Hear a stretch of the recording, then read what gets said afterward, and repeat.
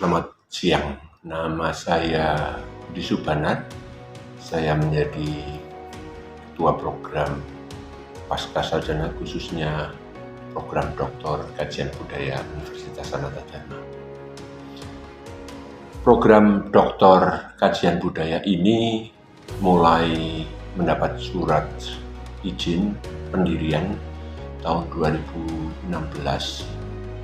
Namun baru tahun 2017 kita menerima mahasiswa, dan tahun yang lalu, tahun 2022 mulai meluluskan para mahasiswanya.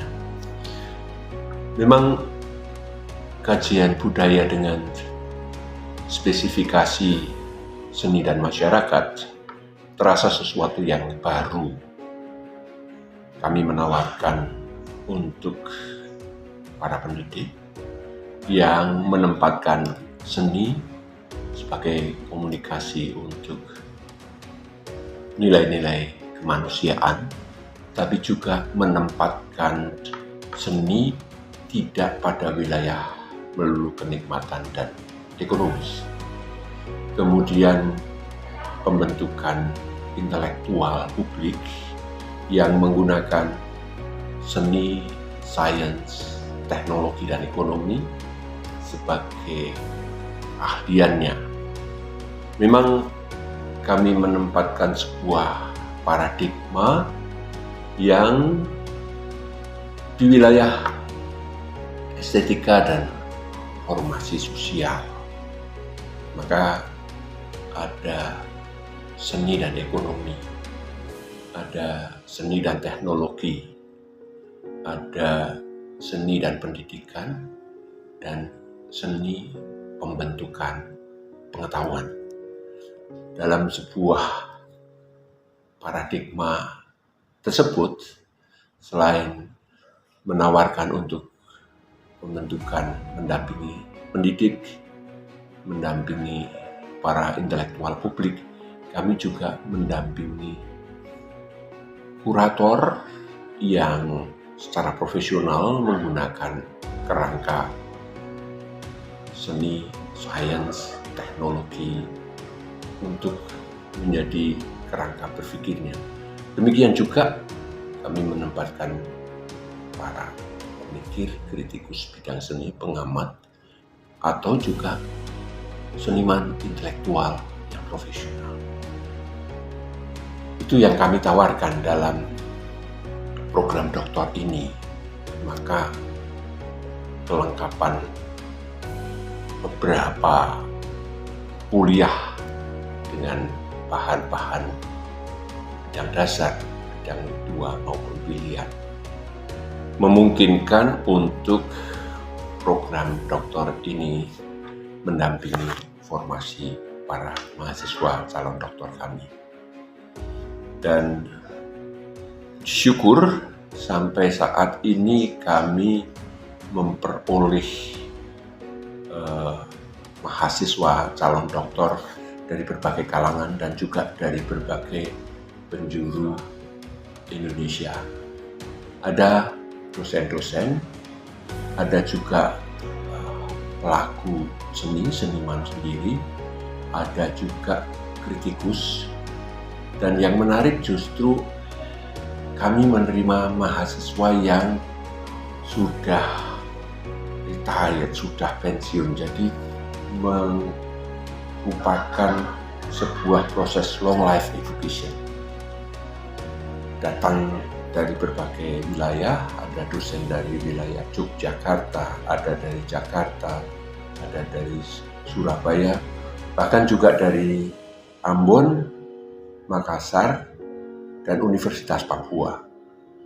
Dan di masa pandemi kemarin, kita juga menerima mahasiswa yang seniman profesional yang berkedudukan di Perth, sekarang pindah ke Melbourne dan menggunakan fasilitas online untuk mendampingi mereka. Ini sesuatu yang bisa kami tawarkan dalam program kajian budaya. Kebetulan saya sendiri selain mengajar juga terlibat di dalam wilayah aplikasi tetapi juga pemikiran seni, sains, dan teknologi sejak tahun 2018 sampai dengan tahun 2022 yang lalu, membantu Dinas Perpustakaan dan Arsip Daerah mengelola apa yang disebut sebagai diorama kearsipan dan bekerjasama selama 4 tahun di musim pandemi itu bersama 200 seniman. Hasilnya ada di Arsip Jogja. Saat ini juga terlibat berkolaborasi dengan para seniman dari berbagai disiplin. Ada seniman visual, ada musik, ada video, ada grafis yang tergabung dalam Strada Jalan Mulia Art Project mulai 2021 ketika musim pandemi, dan menggunakan sebuah buku yang merupakan hasil perkuliahan juga. Jadi bagaimana dalam program yang kami kerjakan bersama para seniman ini, satu yang berangkat dari lingkungan akademik, kemudian mengkolaborasikan dengan sains, teknologi, dan seni ini menjadi sesuatu yang hadir di tengah masyarakat. Sehingga pada satu sisi memang ada di dalam ruang lingkup akademik, tetapi juga dinikmati masyarakat karena kolaborasi kerjasama dengan komunitas. Itu sebagian pengenalan yang bisa kami tempatkan. Terima kasih juga kami sampaikan kepada Dinas Kebudayaan yang menggunakan kompetensi kami untuk hadir dalam Dewan Kebudayaan Provinsi dalam periode. Terima kasih atas kerjasamanya dan salam budaya.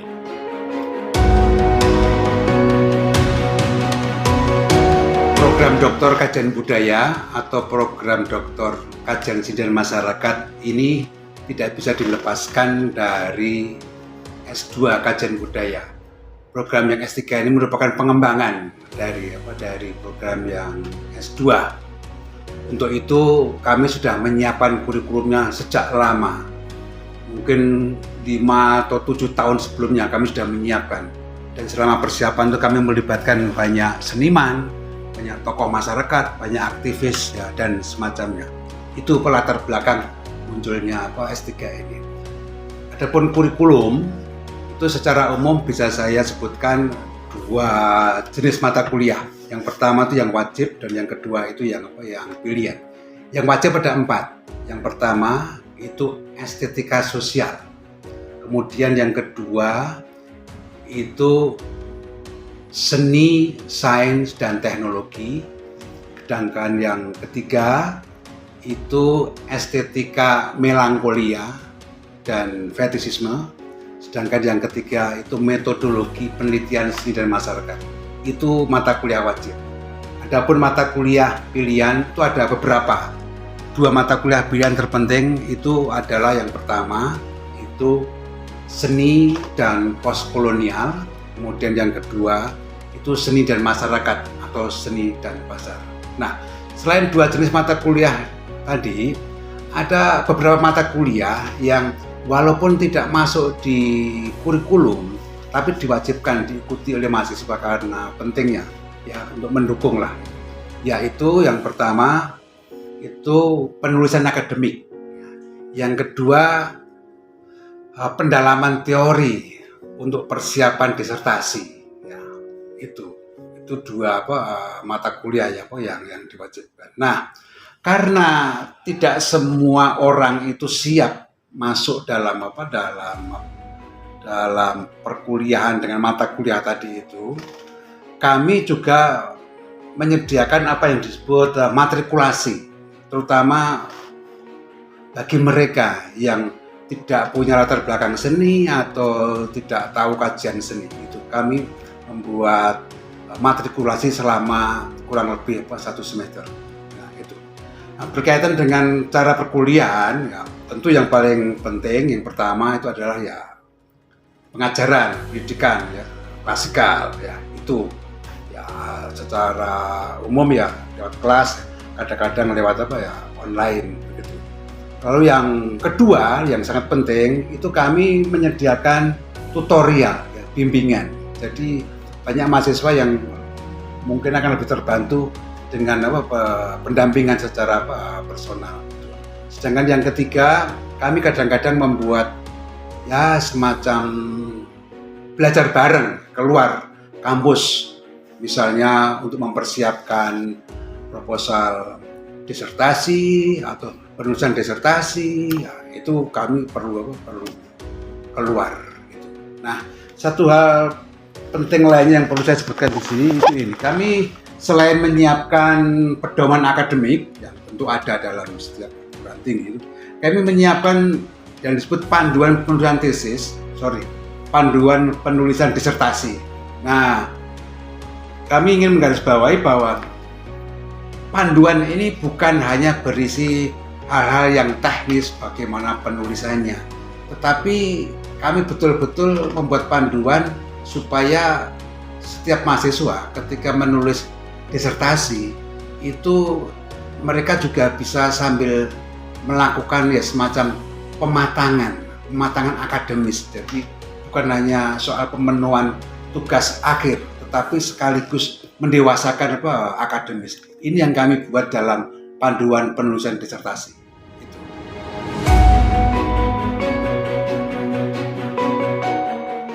Salam kenal dari saya, nama saya William Batlayeri, mahasiswa program doktorat kajian seni dan masyarakat.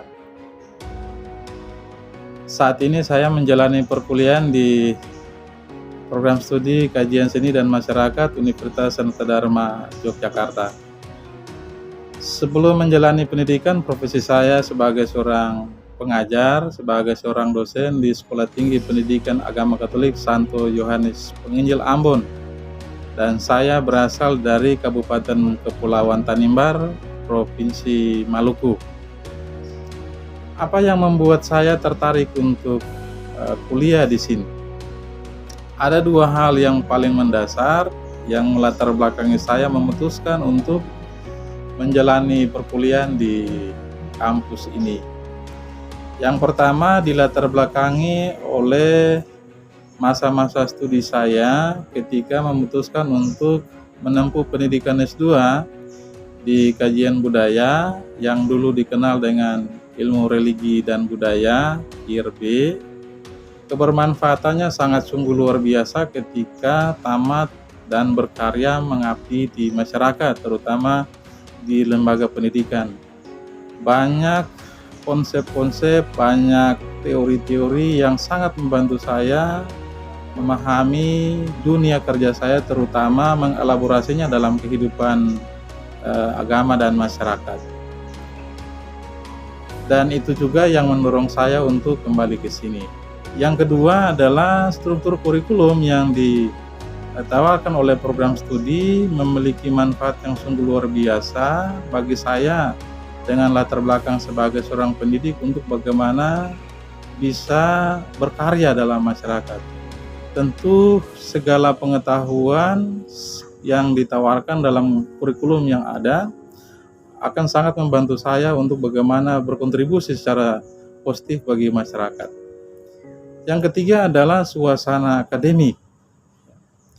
Relasi dosen dan mahasiswa itu justru menjadi salah satu kekuatan bagi saya bagaimana bisa menjalani masa-masa perkuliahan di sini, dan juga relasi mahasiswa dengan tendik dan juga antar kami mahasiswa.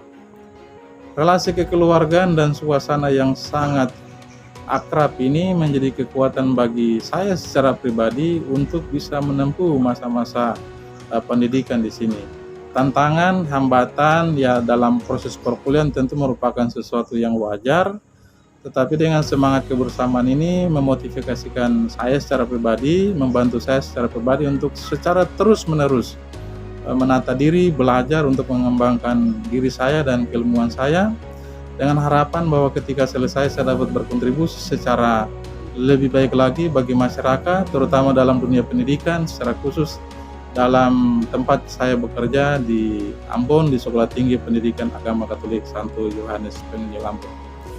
Demikian sedikit perkenalan dari saya dan terima kasih. Semoga kajian budaya semakin bermakna dan bermanfaat bagi siapa saja, bagi masyarakat dan bagi bangsa dan negara. Nama saya Jean-Pascal Elbaz, saya lahir di Paris dan saya sudah lebih dari 30 tahun tinggal dan kerja di Asia, terutama di Indonesia, di Jakarta sama di Jogja. Karir saya adalah bekerja sebagai wartawan, kerja juga di penerbit kontemporer di Prancis, lalu di Asia saya kerja sebagai direktur Pusat Kebudayaan Prancis di Jogja selama 5 tahun, sama di Jogja di India 4 tahun. Saya memilih untuk kuliah lagi pada umur yang sudah tua karena saya merasa itu penting merefresh cara mikir dan juga memahami satu cara untuk memahami dunia kontemporer sekarang. Saya kuliah di kajian budaya untuk S2 pertama dan habis lulus saya lanjut ke S3 langsung. Menurut saya itu suasana yang penting di kajian budaya di Santa Dharma, di mana saya dapat bertemu dengan tentu saja dosen, tapi juga mahasiswa dan intelektual muda di Indonesia. Disitulah saya menemukan satu lingkungan yang sangat mendukung kuliah dan cara mikir saya yang kontemporer.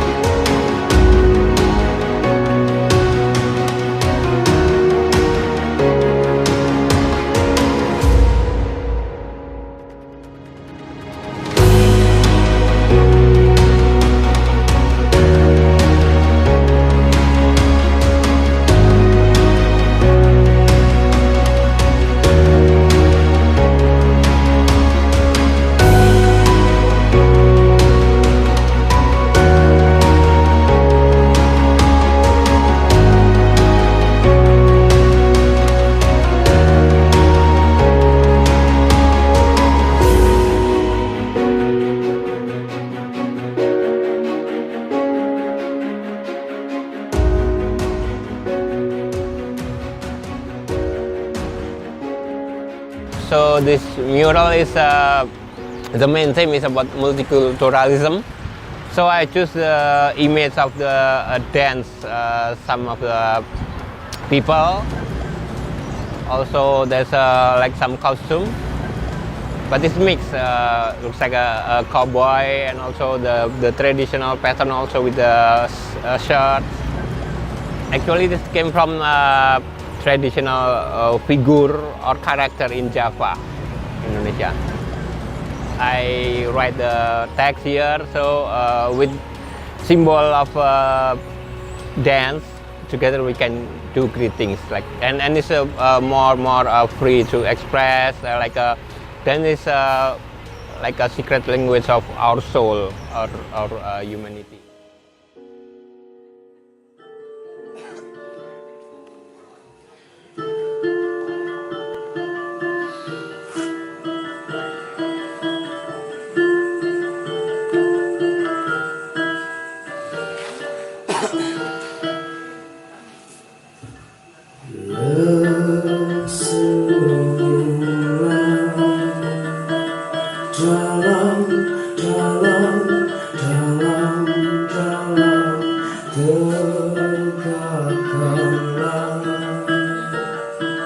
Wajahmu hingga ke seberang,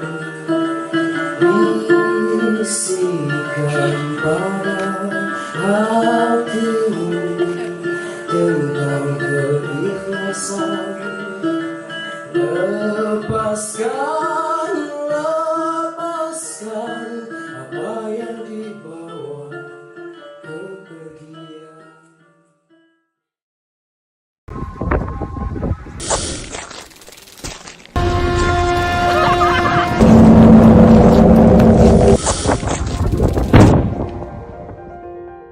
Nama saya Diani Hendranto, kelahiran Indonesia dan tinggal di Sydney.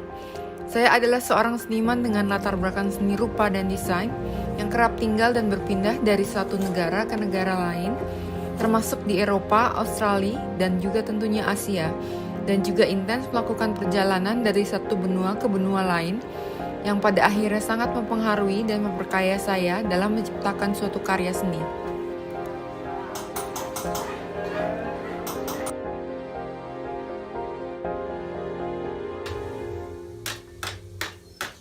Dalam perjalanan, saya banyak menciptakan karya-karya antara lain 3 dimensi mix media, juga berupa video art, instalasi, dan juga seni peristiwa. Dan saya sangat menikmati perjalanan bagaimana sebuah karya baru bisa lahir dari tangan saya. Eksperimentasi banyak saya lakukan dengan memaksimalkan kemungkinan penggabungan elemen media berpotensi dalam menghasilkan suatu karya seni yang baru. Aktivitas menggabungkan teknik mix media akan merangsang kreativitas dan imajinasi dalam berkarya, karena banyak kebebasan alat, bahan, dan teknik yang dapat digunakan. Ide seni juga bisa berawal dari pengalaman mengenai kesadaran akan diri sendiri dengan mengangkat realita kehidupan yang menarik untuk diteliti, terutama mengenai realitas dan sosial manusia dalam menghadapi kehidupan kesehariannya yang begitu beragam. Budaya lokal, isu tentang keperempuanan, dan gender adalah salah satu landasan ide saya dalam berkreativitas. Eksplorasi tanpa batas juga banyak saya lakukan bersama putri saya sebagai sumber inspirasi dan partner bertukar pikiran, baik dalam suka dan duka, dalam segala jenis topik dalam mematangkan konsep penciptaan seni. Saya percaya bahwa keluarga memberikan dimensi kekuatan luar biasa mendalam dan bermakna dalam menularkan energi positif, dan hal tersebut akan sangat membantu proses kreatif saya. Di sanalah saya menjadikan seni sebagai wadah untuk memberikan kebebasan berpendapat, mengajarkan untuk selalu bersyukur dan berusaha, mendukung prestasi, memberikan tanggung jawab dalam menjaga keutuhan keluarga, dan membina hubungan yang dekat dengan keluarga.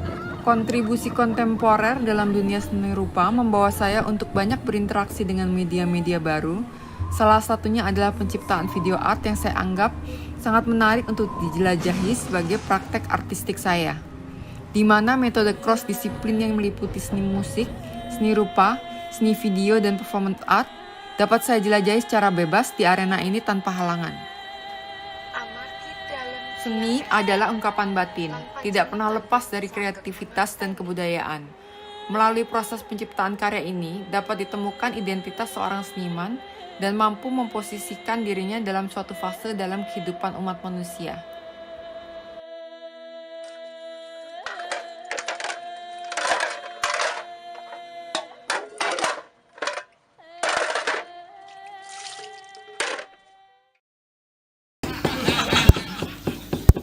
Kowe kok karo aku kok kejemer jamak-jamak to no.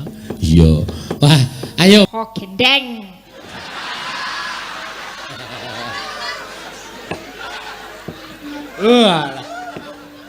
Aku ki nek ora ngejak, ya kowe iki mesakake. Nek tak jak lagi ki dalang digendeng-gendengke. Hari Murti. Kepareng miyos tinangkil mungguing sitinggil Binaturata.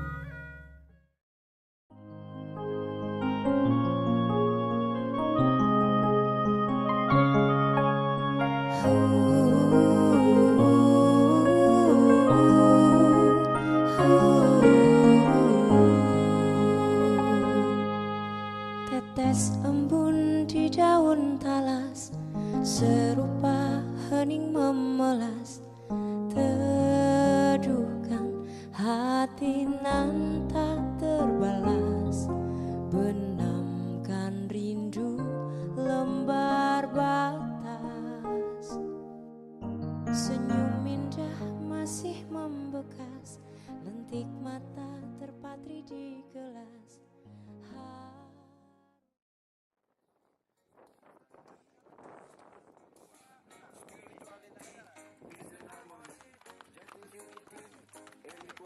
Hei, gas. Nah, motor kenapa? Enggak baik-baik saja. Baik-baik. Cakep aja. Kach. Kalau makan pinang, sama seperti suara di Papua. Kalau pinang saya sih tahu. Cuman saya tidak pernah coba. Sudah, coba dulu lah. Itu Pace Noiskila dan Pace Dev tuh. Aduh, saya curiga sekali. Indo bikin lagi apa ya? Matu picik dan dua. Gas. Kamu bikin? Naruh, kamu dari? Konan ropom insama kobeose.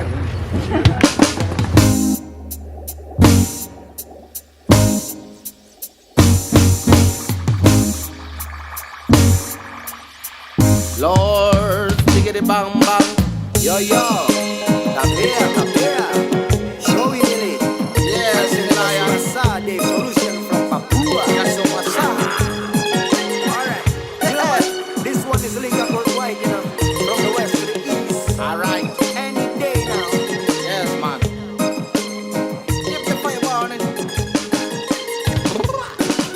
man.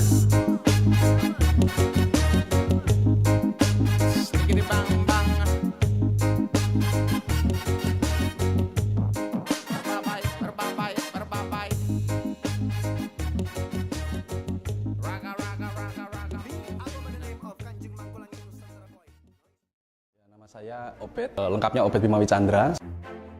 Ini sebenarnya lebih merespon kepada peristiwa sepak bola. Sampai dengan mungkin beberapa waktu yang lalu, ada peristiwa-peristiwa yang monumental yang saya ingat. Tajuk menang itu sendiri sebenarnya lebih kepada bagaimana kita merespon kemenangan sekaligus bagaimana menerima kekalahan sebagai kesetaraan.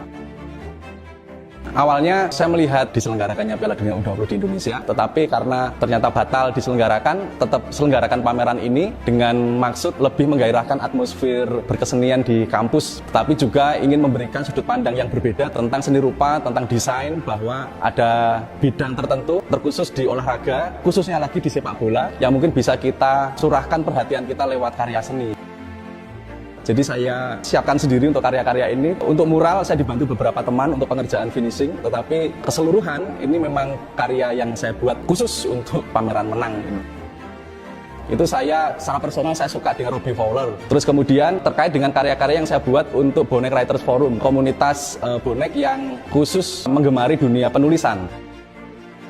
sebenarnya saya ingin menggugah yang pertama adalah atmosfer berkesenian di kampus, meluas lagi atmosfer berkesenian di Surabaya, semakin menggairahkan ilustrator-ilustrator untuk menunjukkan hasil karyanya, karena saya yakin banyak sekali ilustrator-ilustrator muda di Surabaya yang memiliki karya yang banyak bisa mengubah paradigma banyak orang tentang kreativitas di Surabaya.